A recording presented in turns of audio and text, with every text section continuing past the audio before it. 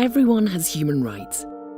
Your human rights include things like your right to be free from violence, your freedom to follow a religion, your privacy, your rights to work, adequate housing and food, to health and social security, to help from the law and more. Sometimes some rights can be limited or restricted, for example, if it's needed to protect others' safety or where other people's rights are at risk. Although we should all have the same rights, some people's rights are not always met in reality. Some people's rights are more at risk than others. For example, disabled people, children, women, black and minority ethnic people, and older people. Human rights laws say how everyone's rights should be protected by their governments and parliaments and by other public authorities like local councils, NHS services, and the police. Human rights laws also say what governments and public authorities should do to make sure everyone's human rights are upheld.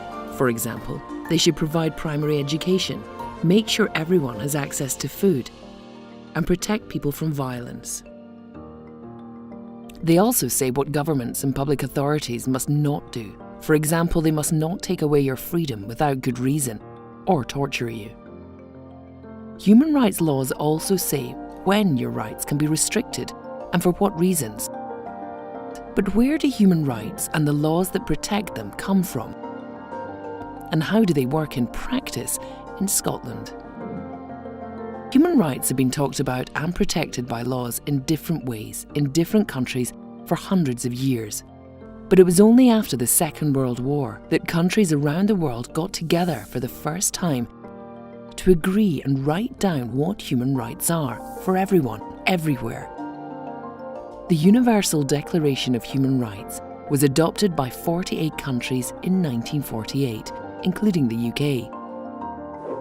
It lists 30 fundamental rights and freedoms that everyone should have. In Scotland, some of these rights are now protected by Scottish laws.